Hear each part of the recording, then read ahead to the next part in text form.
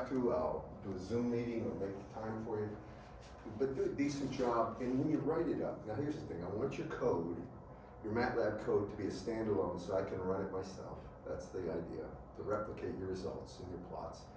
Just a brief little description, a page or two, why you did what you did, how you did, and I sent everybody that information about what the 8-bit project should contain. Did you all see that? So you come up with a project, and we came up with a project. You describe why you're doing what you're doing, the steps you've taken, and the results you get. It's that simple. Nobody's building anything, right? Well, you're building, I guess we're building software, but I mean, nobody's building hardware and measuring it. That would be a little much for this class. But just make it your own, and just do an honest job. Yeah. Will you be here on Tuesday and Thursday so we could drop by your office? Not typically. If you need to see me though, I can do a Zoom meeting from home, or I can make it a point to meet you up here at some point.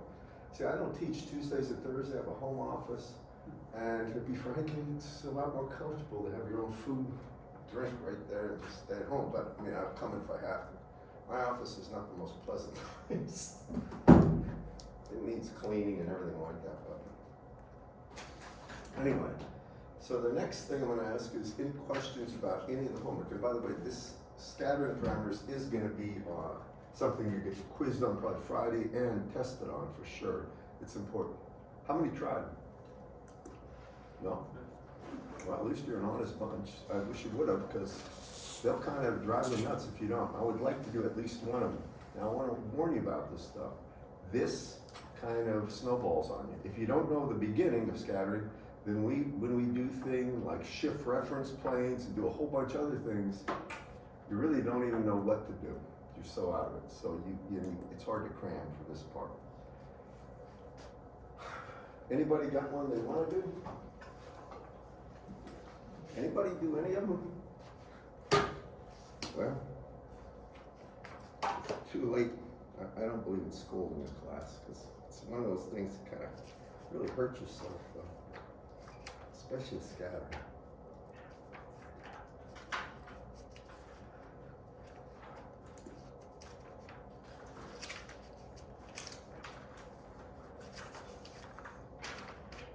I posted the solutions chapter 10, didn't I? Yes, sir. Okay. By the way, some people said that Schneider didn't teach Smith charts, right? Well, weren't you upstairs? I was there, yeah. There was somebody else up there. Who was it? Riley. And I asked him, and Dr. Schneider said he did.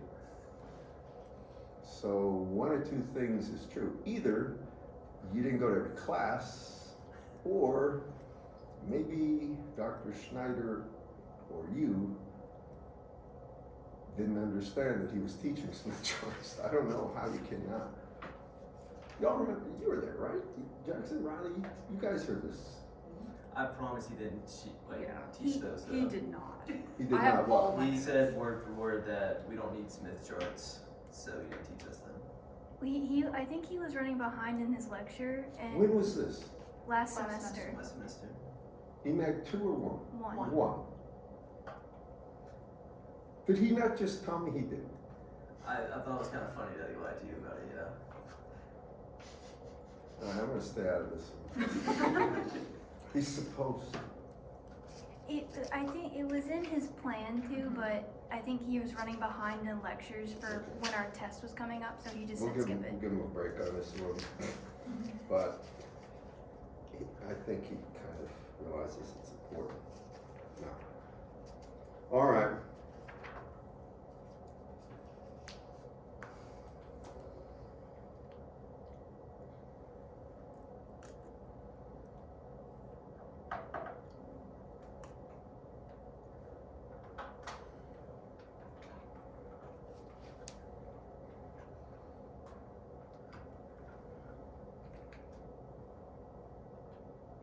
Why don't you read 1026?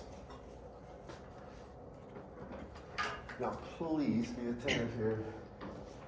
I'll do my best to encourage you to study and stuff like this and do a good job on those things, but this is problem 1026.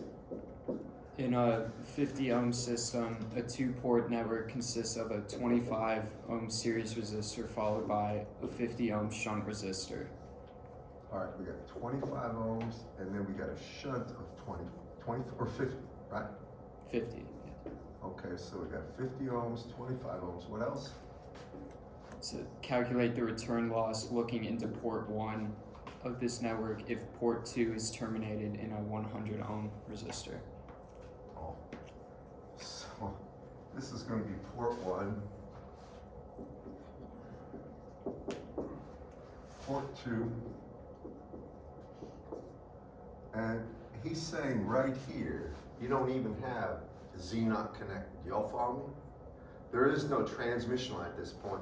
What he said is he's going to terminate this into a, how many ohm? 100. Which is, and just for me, read this whole thing again. This is port 1. He says that 25 ohm in shunt with 50 ohms, right? Yes. And does he reference a figure like 1014 or anything? 1014. Can you just take a look at that? It'll be in the chat.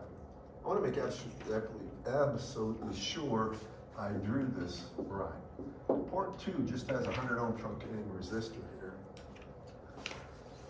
And when they say return loss or insertion loss, I want to be clear about it. The return loss in dB, return loss,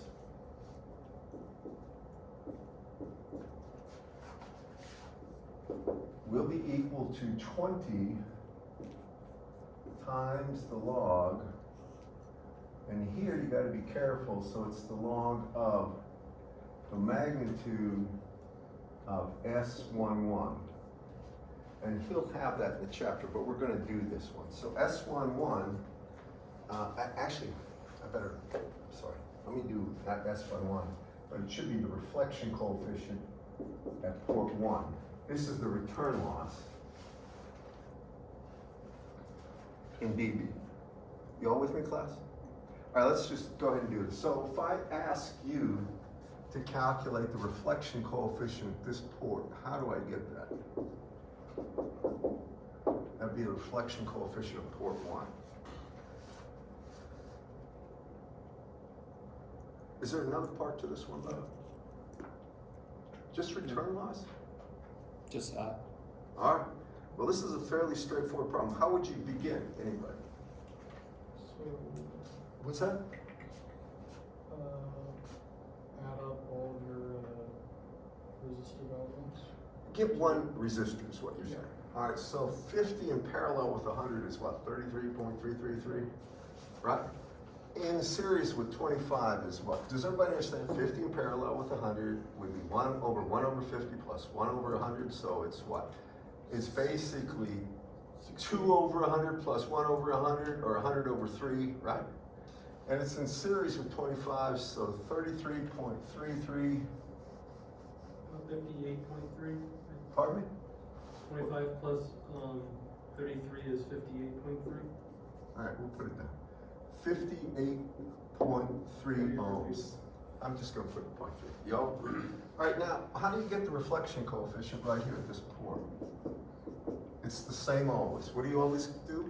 Take the impedance you're going into minus the impedance you came from, so 58.3, I'm just gonna put 0.3 minus 50 over 108.3. Do you agree with that? What is that?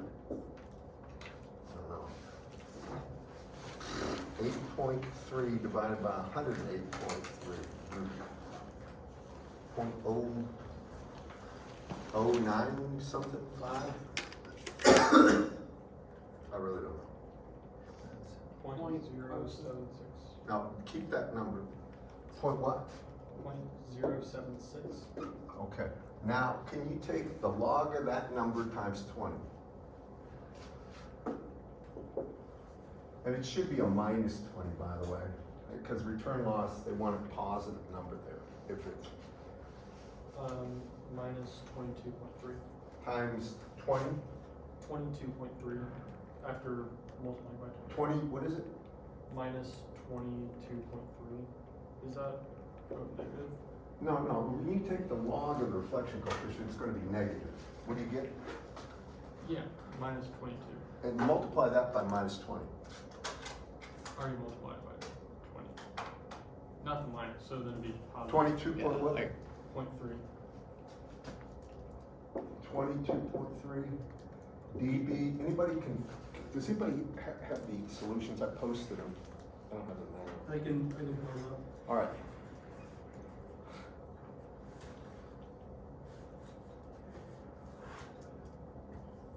We're gonna do another one. This is way too simple.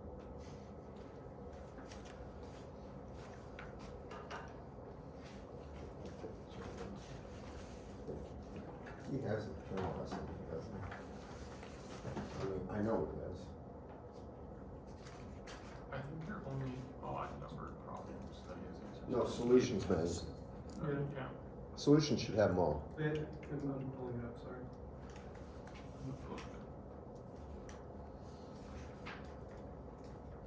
Return loss, by the way, is on page 564, equation 1029. Insertion loss is equation 1030 on 564.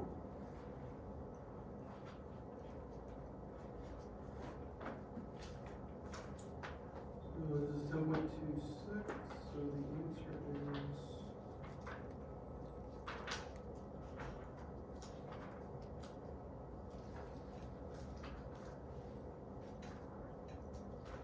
So it's 22.3 decibels is the answer, 22 point. Yeah, they have 22.3. That's what we got. All right. So that's that one. We're doing another one. This is, what number is that? the next one, No, two down. What is it, 20? 28. Yeah, is that a series inductor? Yes. Okay. Now, these are simple. These are very simple. They get more complicated quickly. I'm going to do this one. Now, make sure you know how to do it. I'm going to ask you specifically to think about this before you do it. It could be a capacitor, it could be an inductor. So this is 10.28 in Whitworth's book. And you got a transmission line. He likes 50 ohms, which is the standard value. I believe it's 50 ohms. Then he has an inductor here, L. And is it 50 ohms for this one? Yes. And Z naught is 50 ohms. This is port 1, port 2. And what's L? 3.5 nanohenries.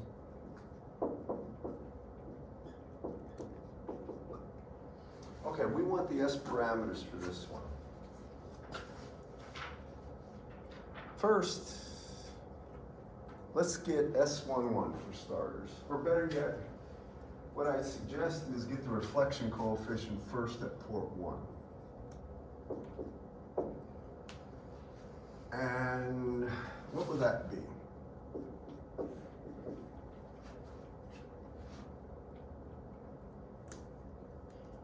Well, what we end up doing is what? The 50 ohm line here, since it's matched, there's nothing going to be reflected back this way. Do y'all follow me? If it's 50 ohms, it means it's matched forever. So what we can do is just terminate that with 50 ohms. Replace that line with 50 ohms. I'm going to keep going on here.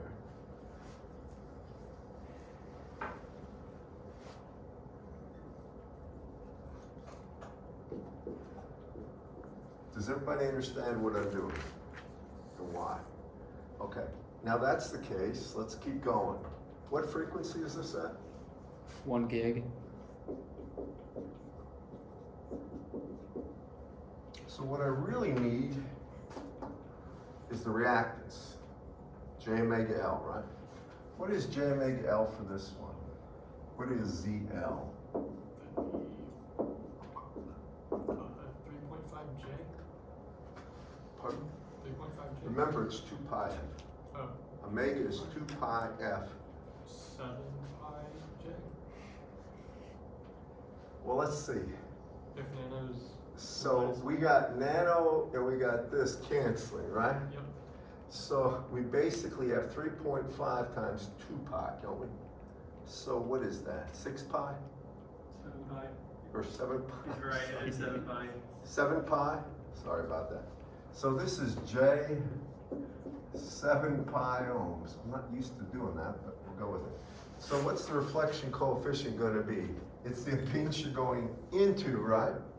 So that's 50 plus J 7 pi minus what J came from is 50, right? And that's all over 100 plus J 7 pi. Remember, this is going to be a magnitude at an angle, always polar form. So can somebody give that to me? The 50s cancel up top. So I got J 7 pi over 100 plus J 7 pi. Give me magnitude and angle. It's a lot less than 1. Let's see. Riley's doing it right now. Looks like an angle of about 80 degrees, 75, something like that. 77.597 degrees. What's the magnitude? Be 0.2147. Say again? 0.21478. 21478 at an angle of 77, did you say? 77.597. All right, 77.6 degrees. Okay, we got that. That's reflection coefficient, right? Do you agree it's matched? That, in other words, after port 2, there's nothing out there that would cause a reflection. That's what I mean by matched. If that's the case, then I can see for this one, S11 will be equal to, and here it's going to be V1 minus over V1 plus, that's the reflection coefficient, assuming V2 plus is 0. It means nothing's reflected back into that port. It's not. So it is a reflection coefficient, or we have S11 as the reflection coefficient of port 1. Does everybody follow me on this? That is S11.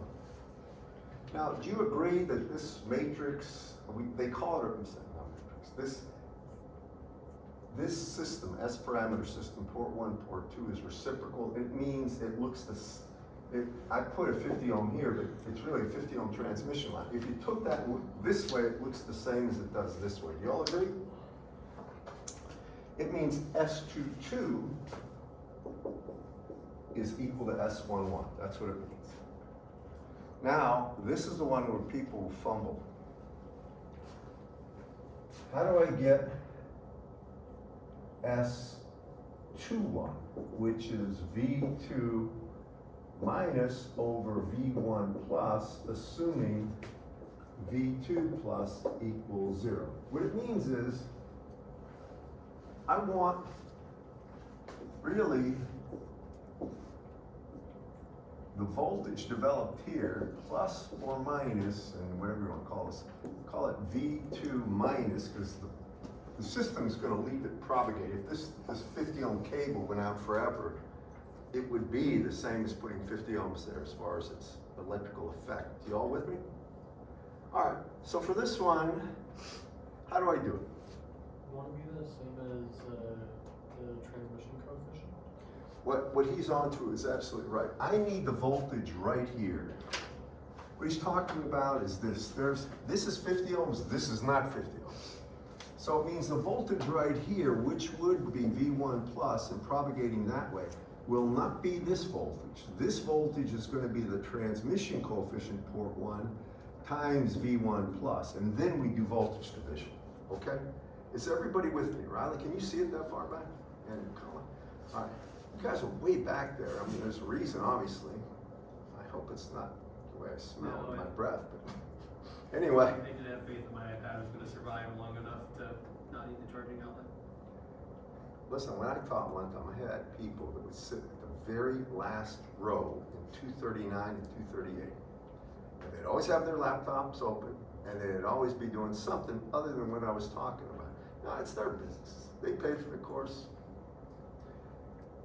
But what got me is when if any of them start sleeping you know, when you're talking, people are sleeping, it really kind of gets to you mentally. I'll let you know if I see you sleep, I'll tell you that. But I mean, it's your business if you want to sit back there, just don't irritate me. Anyway, back to this thing, how do we get that transmission coefficient? Isn't it 1 minus gamma? Almost.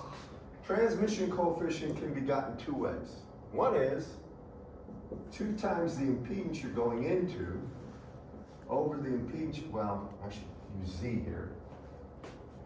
2 times the impedance you're going into, I'll use Z.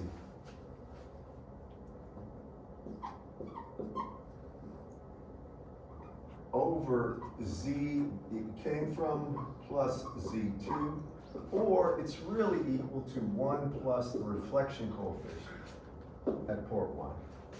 It's 1 plus. All right, so in our case, now you've got to do some math. We've got this as this. Can somebody just add 1 to that? And give me the magnitude and angle? Remember, that's the reflection coefficient. You all with me, class? What, can you do that for me, Colin? Just add 1. Yeah, but see, it's a polar number, and that's the problem. I can't do that in my head. That's at almost 90 degrees. I got it. What is it? 1.067. 1.067, what angle? 11.34. 11.34 degrees. Anybody confirm or deny?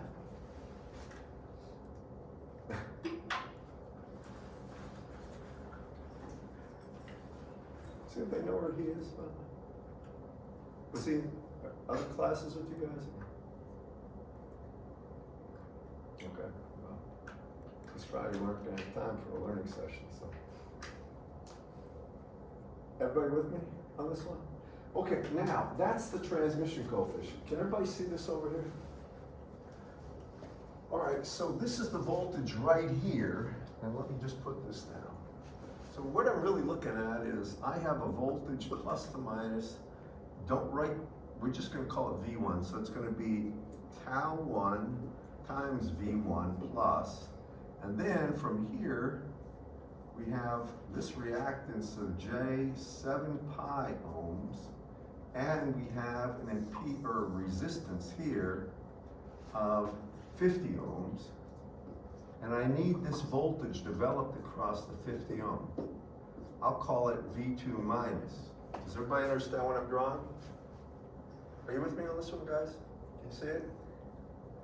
So what is V2 minus going to be? Well, it's going to be this voltage, right?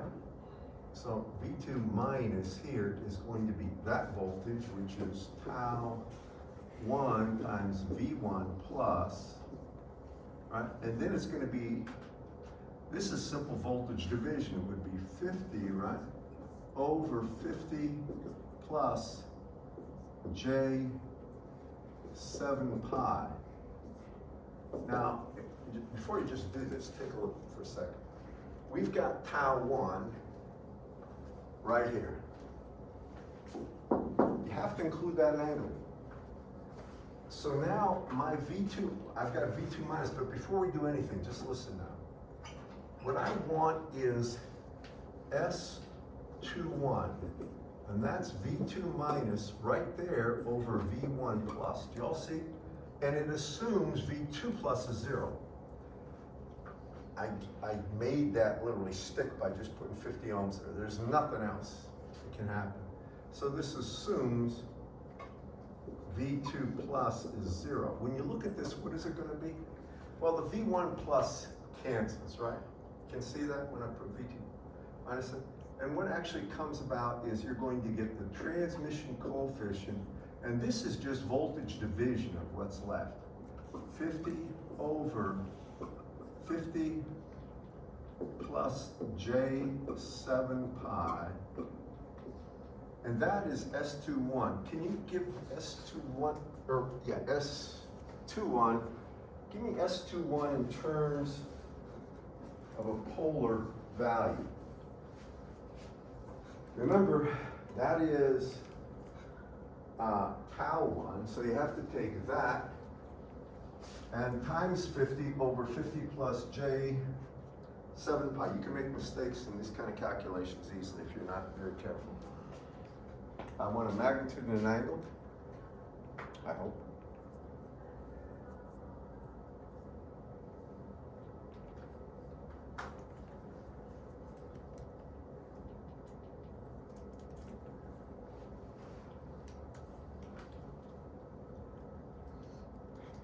Too bad you can't do calculations with Okay.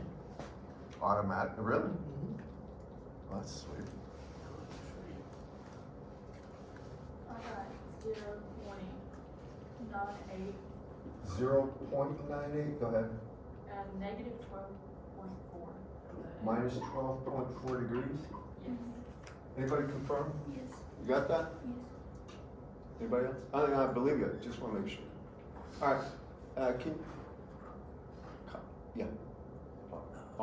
Colin, can you look it up, see if that's the answer?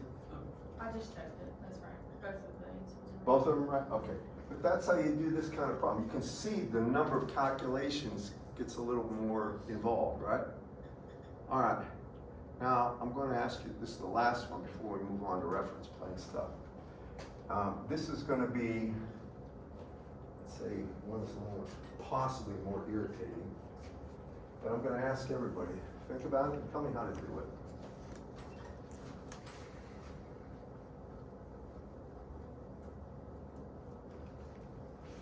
You know, they don't even wash these rags. They just tell me to throw them out, I'll give you a new one. They don't wash.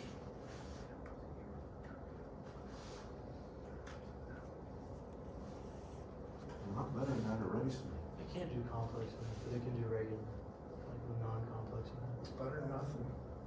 But you can like write it and it'll do it for you. Well, you know, on OneNote, it'll do some of that stuff too.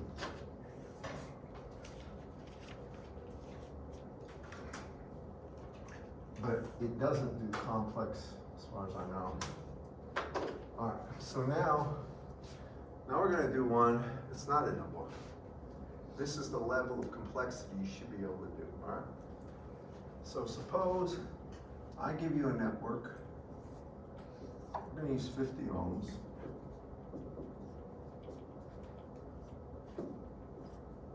This is port 1.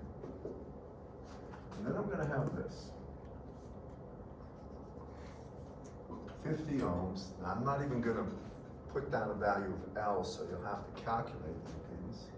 What I'm gonna do is say here, we're gonna have an impedance of J 50 ohms. And then we're gonna have a reactance of minus J 200.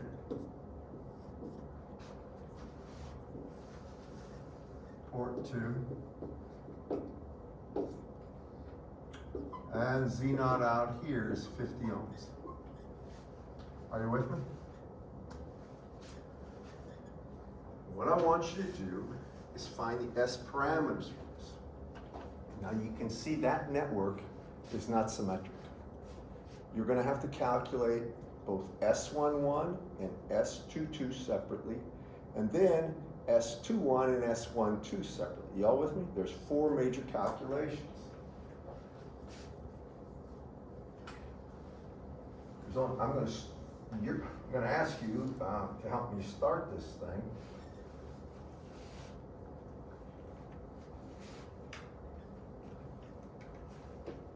So, typical quiz problem, test, just something like this. So, how do you get S11? Where do I start? What is it by definition? It's, do you remember? If you don't, Deflection. I want you to make sure you ask yourself, what is the definition of this? Anyway. Reflection coefficient. If one thing is true, if what? If I put a short here, I want you to listen now. Because what he said is usually true. But suppose I said I wanted just reflection coefficient, and this was the case, and this line length was lambda over 4. Y'all with me on this? That's a direct short. Do y'all follow me? Well, if it's a direct short right there, you've got to take a look at what's going on here. So if I have a wave here, call it V2 minus coming out here, just look. What actually happens? Well, it comes out, and there's a phase change here of 90 degrees when it hits there. Do you all see that?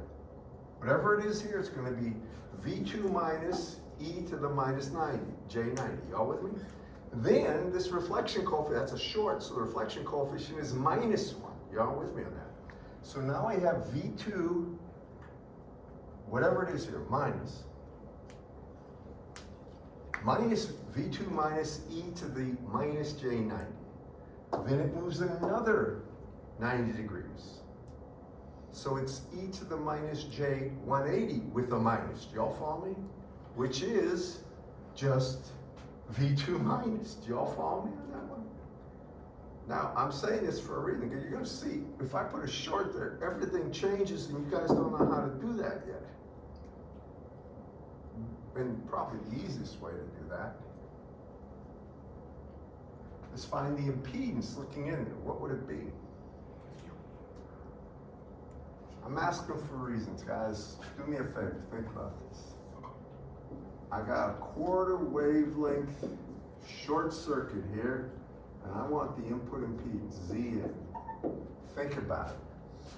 Now hold on, this has got a characteristic impedance of Z naught, okay? So what's the standard way we do that? We say Zn is equal to the characteristic impedance of the line, Z naught, right? Then we do the old usual ZL plus J Z naught tangent beta L over Z naught plus JZL tangent of beta L.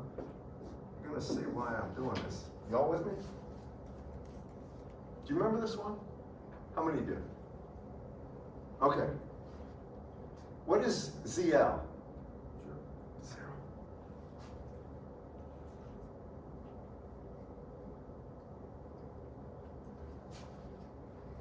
What happens? Z naught by Z naught is? Right? So I can get rid of Z naught here, but there's a Z naught. You with me? Now what's the tangent of beta L? Well, beta is 2 pi over lambda, right? And L is lambda over 4. So beta times L is 2 pi over lambda times lambda over 4.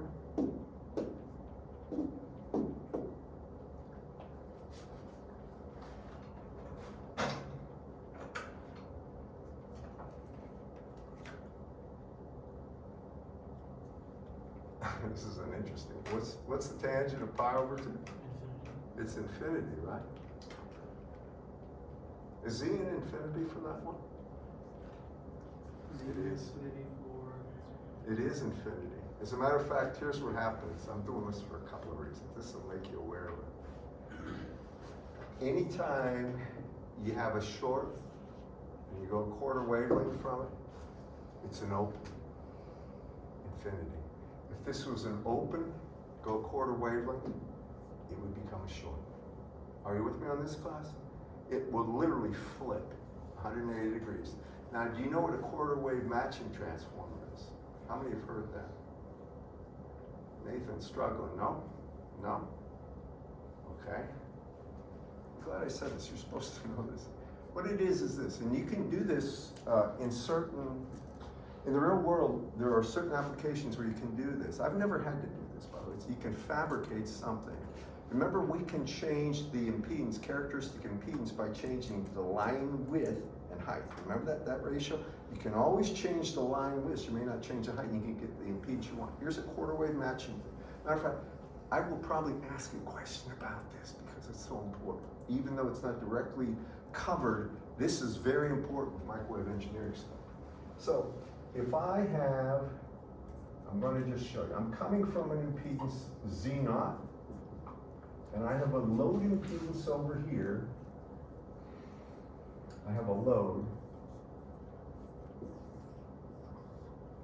ZL.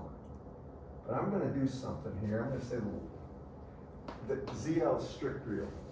This won't work if it's not. ZL is gonna be strict real.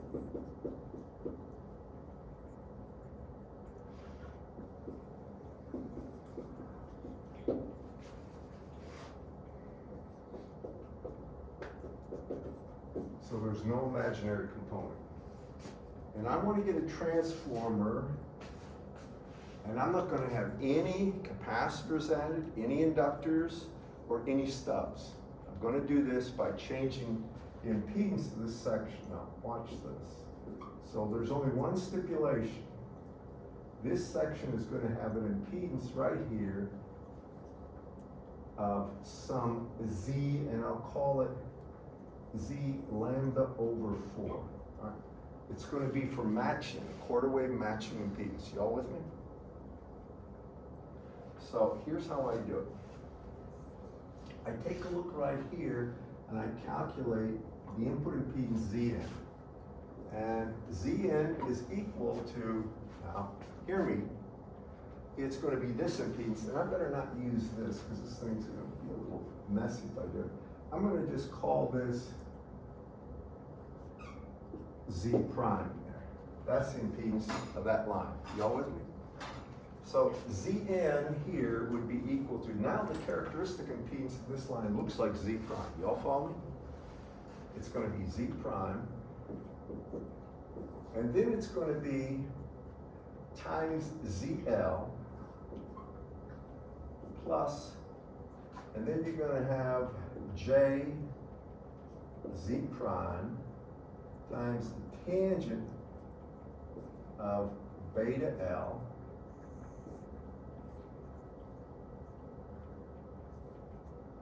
over Z prime plus J Z L tangent of beta L.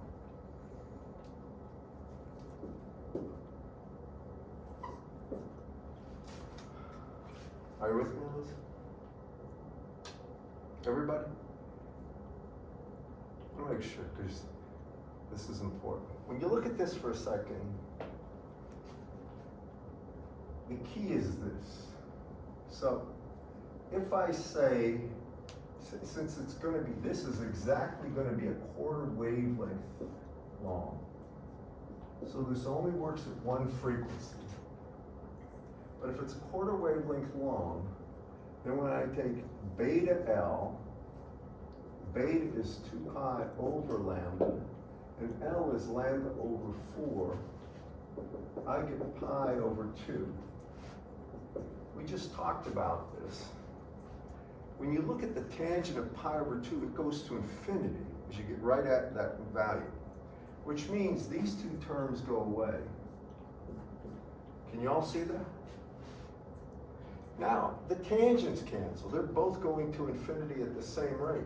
And you have Zn is equal to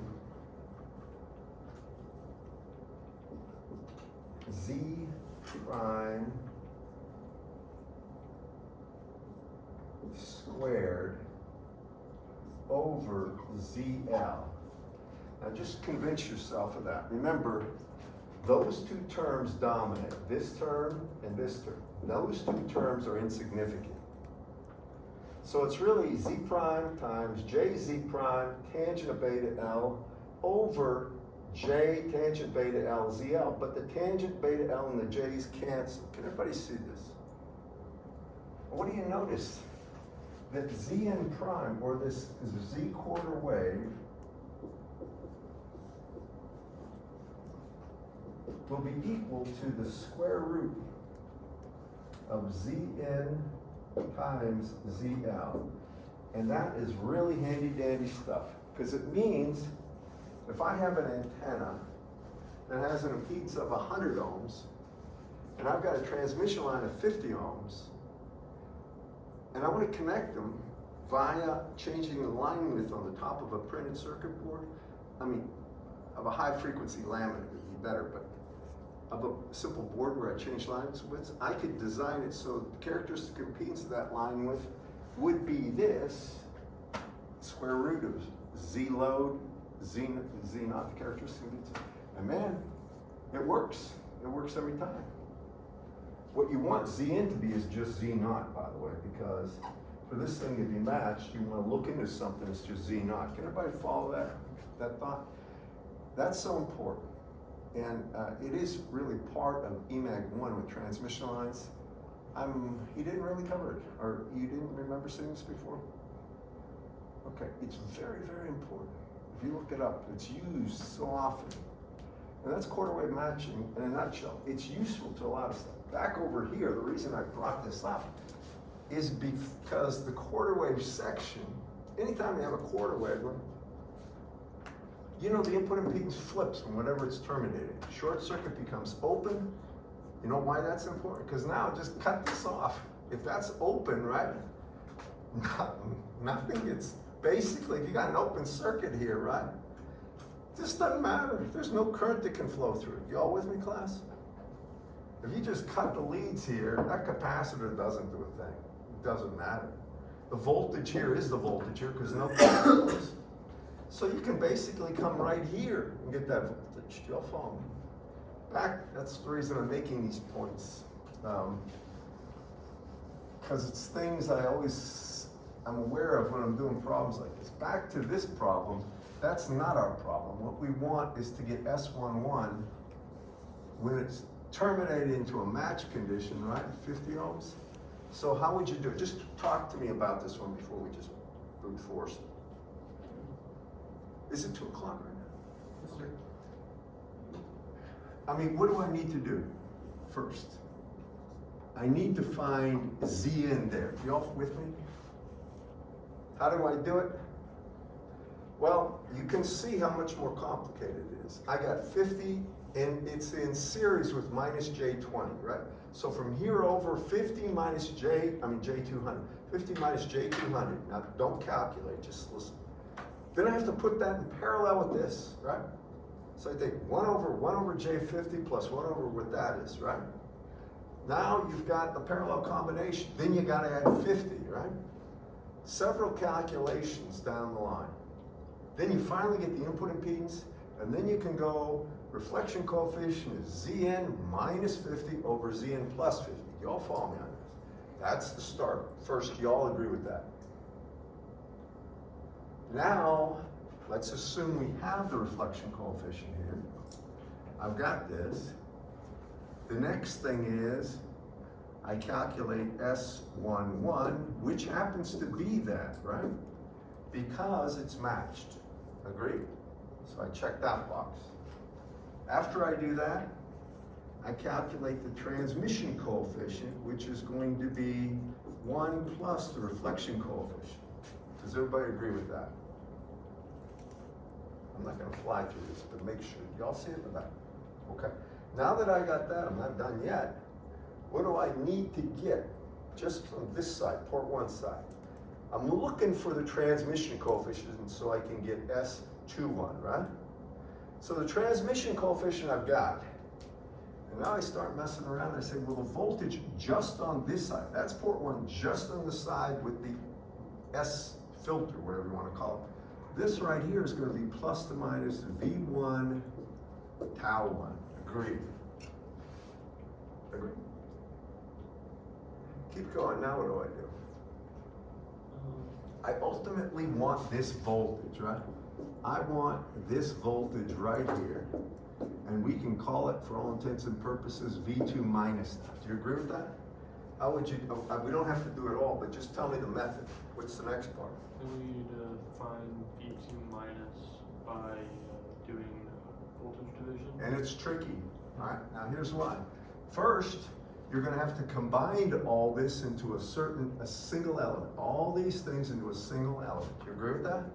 Then you're gonna have to get the voltage division between this single element and 50. Follow me? Now you got the voltage here. After that, you gotta do voltage division again to go from to find the component of voltage across here compared to both of those elements. That's several steps. And that can get really complicated and irritating, but that's the level of problem you should be able to do. I'll give you one tip with all these. As best you can, when you look at that problem, see what you can combine down and make it easier. This one is not easy to do. The only thing you can do is, because I gave you the values, I'll probably give you the values for calculations if you're doing anything like this. So you don't have to calculate J omega C or 1 over J omega C or J omega L, because that can take more than a few minutes to do that alone for a lot of stuff. But if you've got something like this, the real thing is, I know if I have this voltage division can be quickly done there. To get this voltage, you have to have this in combination with that, and then do voltage division here. And the more I look at this, the more I see, no matter what you do, it's going to take time to do that. It really is. But that problem like that is typical, like on a final especially. And a lot of people can make a lot of dumb mistakes. And you don't get points for dumb mistakes on that one because it's all about bookkeeping. It really is. The other thing I'll tell you for a problem like this, if you have any kind of real circuit with an inductor and capacitor, you got to watch out when they resonate. If whatever the frequency is, and you know how to calculate resonant frequency, I think, it's simply 1 over 2 pi square root of LC. Whenever you get near that frequency, it basically means both these two are going to have the same reactance. And you can get things that are peaking values for impedance, or they can be minimal values, but you don't know until you mess with it. Does everybody understand what I mean by resonance? Right? That phenomenon can cause all sorts of havoc in the real world. Besides that, a problem like this would take some time, and you'd have to be careful with your calculations. So would you give us something that hits resonance like that? No, I would not give you a resonant condition. I would give you something off resonant. The reason is the calculations can get impossible if you don't have time to really think about what you're doing. All right, let me continue on this. I'm just mentioning something that could be a possible problem. Let me take a look at a few other things. I'm trying to do these.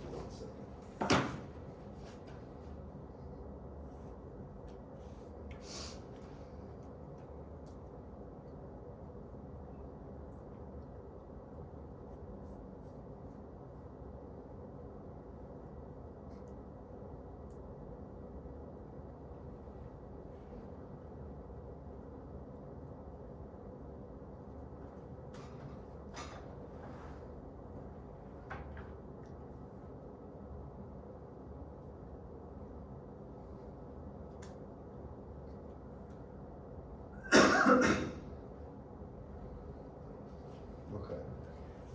I'm looking there. The next thing I want to do is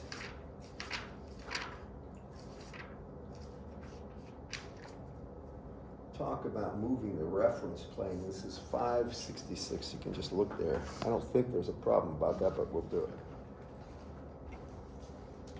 it. I want to say one other thing about this. Please, before Wednesday, make sure you do some of these, because I'm going to do moving the reference plane, and then what I'm going to do is 3-port and 4-port parameters. And some of that gets, well, they're used all the time, but it's tricky.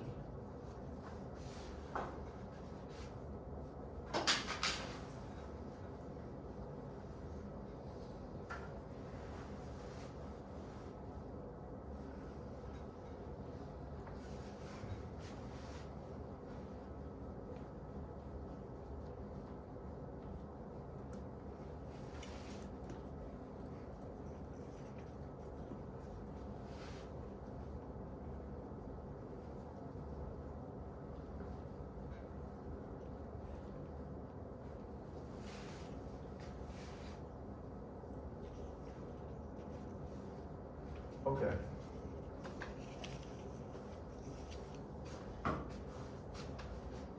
So, now we're talking about moving the reference plane. So here's what I mean by that. Suppose we have a system, we know the S parameters, S11, S22, S21, S12. I know these S parameters. And here's where port 1 is. Here's where port 2 is. Right here.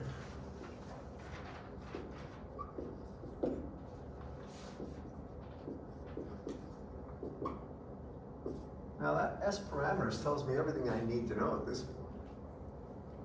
And if this is characteristic impedance Z0 and it's matched, this is Z0, then I can say for everything I know, remember, the way these things were actually designated is it assumed you had some V1 plus into it, and there would be a reciprocal V1 minus coming out. Do y'all remember this?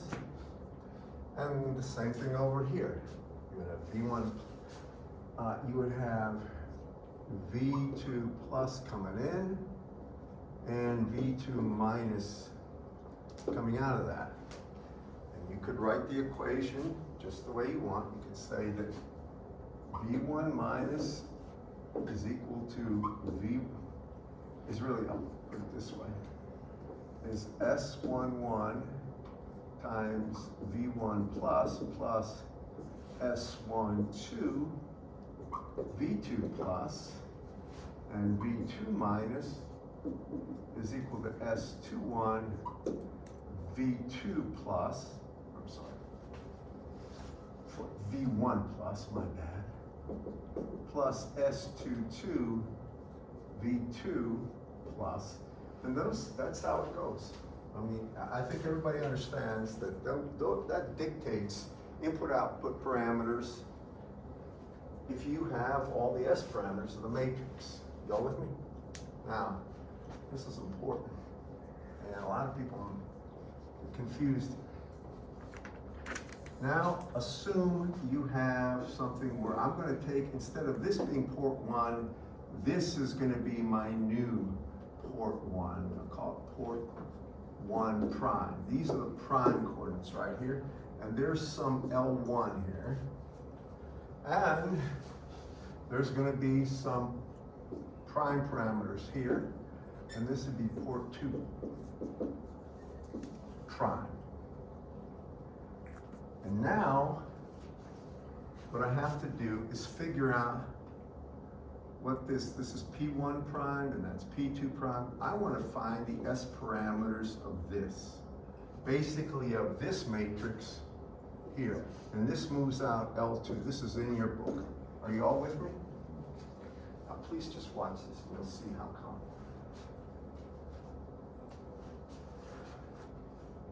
So there's an L1 and an L2, right?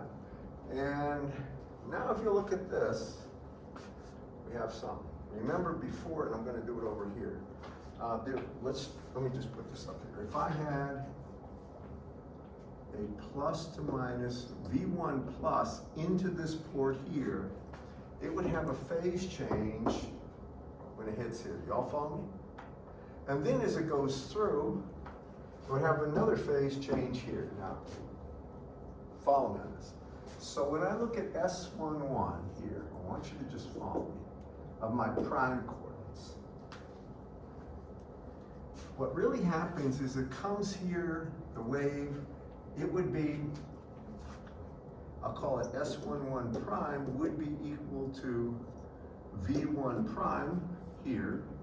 It's going to be V1 minus prime over V1 plus prime. So if I put a V1, I should put a prime here and then a plus somehow. If that's moving in here, there's a phase change of what? Well, of 2L1. Do you all see this?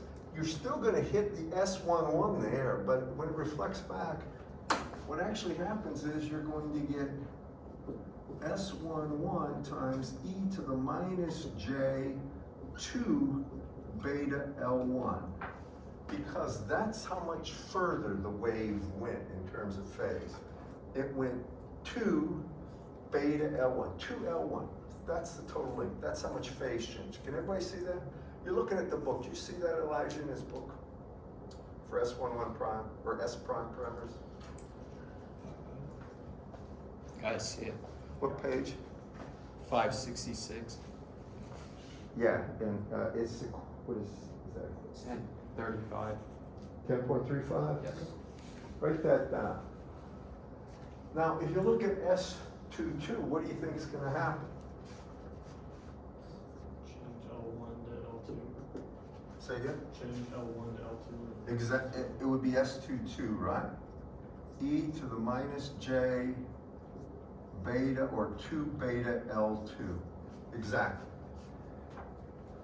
Y'all with me on this? What do you think happens to S21? S21 prime? Start with the original S21, whatever it is, right? Now, how much further does the signal travel? Well, it goes through this, so it's a phase shift of e to the minus j beta L1, right? And there's another e to the minus j beta L2. So it's going to be times e to the minus j, we're assuming beta is the same, beta, and it would be quantity L1 plus L2. And likewise, S12 prime would be S12 times e to the minus j, and you can put beta L1 plus L2. Do you see that in there for his? It's there. That's real important. So that's how you change the phase plane. But until you do some problems with it, you're going to feel a little uncertain about this. I promise you. And I know this because some of this stuff just is odd. Now, that's basically the phase business. And here's what is really happening. When you're doing any kind of real measurements with networks, oftentimes you're going to have these leads that come off of. Has anybody used a spectrum or network analyzer? Spectrum or network, do you remember? Mainly network. Well, network are S parameters. You've done S parameter measurements. Yeah. All right, well, you usually have two leads, and the planes, basically, they're calibrated for lead length. So if I stick anything between them, you can get S11, S22, just by doing the measurements right there. They're zeroed for that, for the phase difference there. But if you have something where you gotta add a longer lead length, then you need to adjust the S parameters for that, or at least factor it in when you're calculating S parameters. So a good example of that has to do with connections to things that aren't easily accessible, where if there's something that's mounted, you're going to have to add more cable length just to get to that point, and you want just the S parameters of something that's mounted. Then you're going to have to do something where you account for the phase change in one of these leads, or both of the leads, and that's something you have to do. Did you always zero at the zero phase the zero reference planes where the cable's in? Yeah. Okay. So he's showing you something like that on page 567 in the bottom. That's what that gizmo is.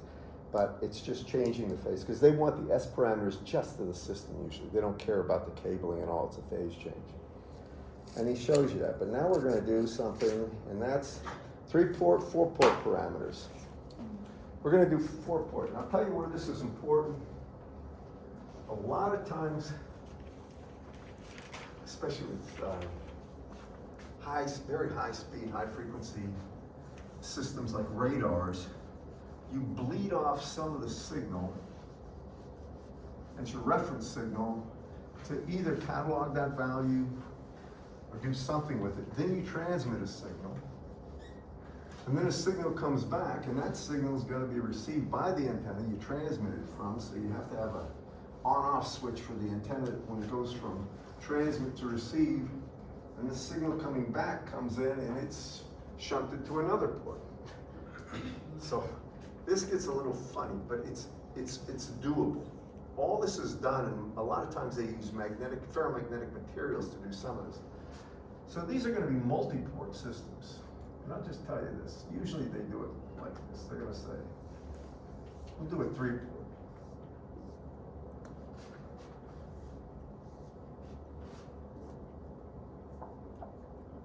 And he'll show you 3-port systems. Which pages, or what page is this on in the book? 569. 1, port 2, port 3. We're going to, of course, assume all these have Z0 here. Now, here's the idea. We're going to have some of this, port 1, go to port 2. Some of the stuff coming into port 2 is going to go to port 3. Some of the stuff coming in port 3 is going to go to port 1. What is usually, in other words, the circulator basically goes from here to there. This is the idea. Anything coming in there goes there. Anything coming in here goes here. That's sort of the idea. The way he draws it in the book, we're going to get all the S parameters for this. This is going to be 9 S parameters, but he shows this on page 569. And I might add, this isn't bad, but it's irritating. Because the bookkeeping gets a little hairy. So here's the way it goes. This is port 1, and you're going to have an input signal here, plus to minus V1, but you're going to have a reflected signal, V minus 1. You all with me? Just as before. So what we always do is we write in terms of the signal coming out of the ports, and we say V1 minus is going to be equal to S11 V1 plus, just as before. And then we're going to say it's plus S12 times V2 plus S13 times V3 plus. Now y'all realize I've just added one more S term on that first line to get V1 minus. I'm adding a possibility of a V3 plus instead of just V2 plus. You with me, class? If you haven't done these problems, this is new to you, I know, but just hang on. Then we're going to say V2 minus is going to be S21 V1 plus S22 as before, V2 plus S23 V3 plus. And finally, V3 minus is equal to S31 V1 plus S32 V2 plus S33 V3 plus. Nothing much new. And in his book, he, and I just want to tell you, the way this usually works is this. Everything into port 1 will come out port 2. There's an antenna. All with me? Then there's a system. An antenna, I'm telling you about like radar. And what happens is, everything coming back into this port is not going to be able to go back this way. There's ways of doing this with materials and other things. It's going to be shunted this way. You all with me on this? So it comes back and comes out this port. That's the processing port. You with me on this, class? And that's the way a lot of stuff with radar is. There's something that they call it a transceiver switch there. They transmit one way, receive off the same antenna another way. But in his book, he will, somewhere down the line, show you that he'll define all this stuff with insertion loss and dB.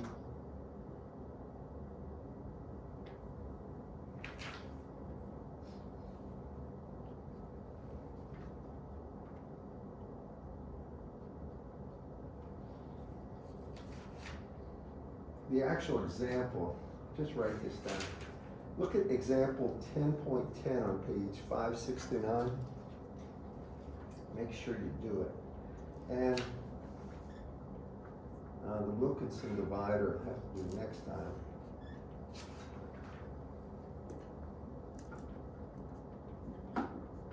And then he finally talks about 4 ports. Now, 4-port is just one more set of S parameters. Some of the applications of these things, you realize if you had a 4-port, you're gonna have 16 values. It's a 4x4 matrix.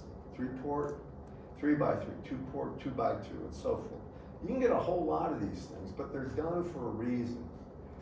Usually you have systems that are transmitting, receiving, transmit, receiving, and they're all coming around. I mean, basically there's going to be something like this right here, what I'm showing you. The 3-port thing, this would be signal analysis basically happening out of here. I'm trying to think of some of the other things that we do. So anyway, if I wanted to make sure there was no coupling this way, right? You got to think about this. This is port 1, right? So I would want S12 to be 0. Do y'all follow me on that? Just think about it. If S12 is 0 right here, then it doesn't matter what V2, what waveform's coming in, it doesn't affect V1. Follow me? Can y'all see that, class? If this is 0, then V2 can be whatever it wants. It's not going to affect port 1. It'll affect port 2, right? Because that's the way it's coming. It's coming into that port, so it's going to come out that port, you might say. And then you can basically find the S parameter values that prevent signal from getting back into other ports, the actual numerical value. What you don't know, when he didn't tell you in the book, other than its material, the way they create this thing is with different types of ferrite materials. It's a very interesting thing. I've never studied this in detail, but you all know how in a magnetic, if you have a large magnetic field and you have charge moving, it will bend. It's QV cross B, right? If you have any kind of charge moving, V cross B will cause a force, or it's basically a force that is magnetic, a Lorentz force that'll bend that thing.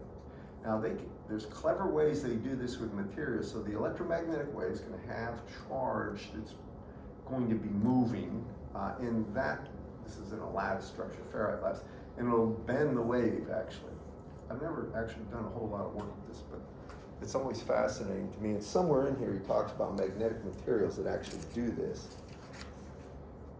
And he talks about N-port systems. Now, at this point, I'll just tell you that, let's see if I can find a good problem.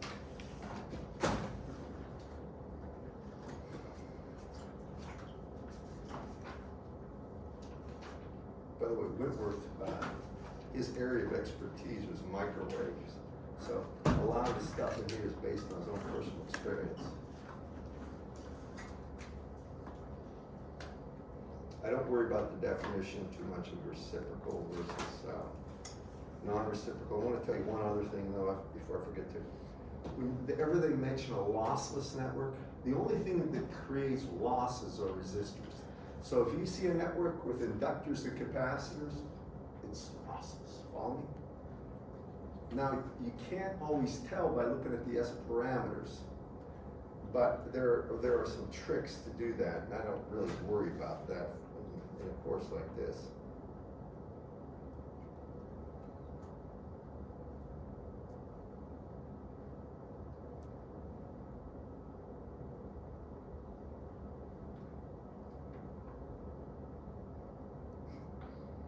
There's one good problem. And this is 1031. I'm going to just do this and I'll stop. Please do that problem, 1031 for sure.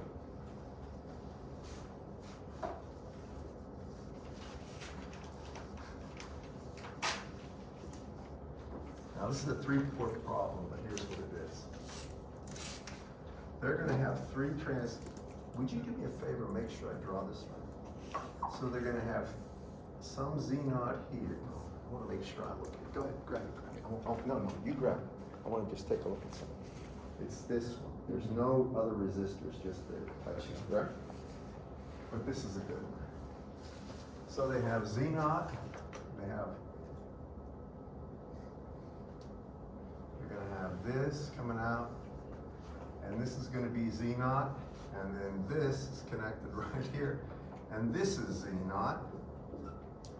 And what they wanna do is find the 3-port parameters. You all with me? Can you all see this? So how would you do this? Let me suggest one thing. When you think about this, look at only port 1 for now. If I'm looking at port 1, and I want to figure out what S11 is, what I want is the reflection coefficient right here, don't I? How many see that? How would you get it? Isn't it, since it's just This would be port 1. You probably know. What do I do for the load here? It'd be 2 parallel 50 ohm resistors. 50, if they're 50, if it's Yeah. Z naught. How about we just use Z naught over 2? Right, 2 resistors in parallel, R over 2, right? So this is gonna have a load here of Z naught over 2. First, does everybody agree with that? You agree? Can you sit back there?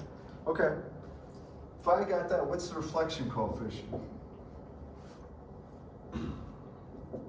Well, Z naught over 2 minus Z naught over 3/2 Z naught. Do you agree with that? I'm just making sure everybody agrees. Do you agree? All right, what is that? That's what? Minus 1/2 over 3/2 or minus 1/3. Do you agree? Isn't that the reflection coefficient for all of them? How many see this? All right, good. Now we've got S11, S22, and S33, right? Be careful with this one. How do I get the amount of signal V2 minus?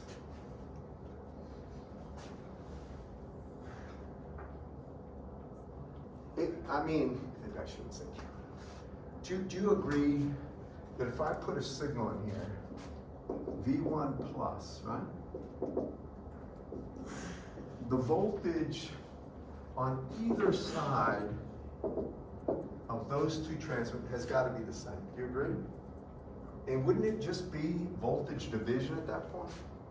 So if I put V1 plus in here, to get that, what do I need to do? Just need the transmission coefficient, right? Because there is no voltage division after that, right? So what's the transmission coefficient going to be? 2/3. So transmission coefficient port 1 is 1 plus the reflection coefficient, or 2/3. Do you agree?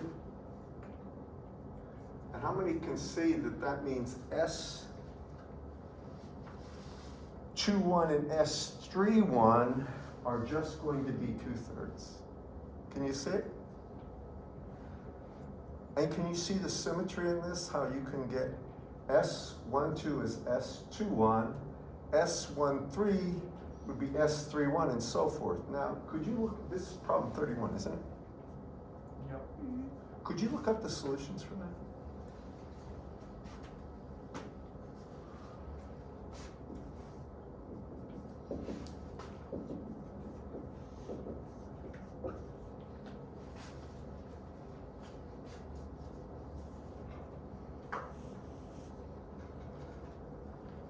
Do you have? This here is 1/3. What? It's 1/3 with matrix. For S11. For S11, It's negative. negative 1. Negative 1/3, S22 negative 1/3, S33 negative 1/3. All right. What did you get for S21? 2/3. 2/3, and then everything else is 2/3. Yeah, that's right. But you understand how to do it. All right, now that's one of them, but I'll tell you another one that you'll see is this. Well, I'll give this to you. It's gonna be Z naught over 3. Z naught over 3, Z naught over 3. It'll drive you nuts with some of these things, but I'm gonna give you some problems to do. All right, I've held it there long enough, but I was trying to get at the essence of some of these things with microwave engineering. And I might add that it's not as bad as it seems. You gotta spend time on stuff, especially with this working some dividers. All right.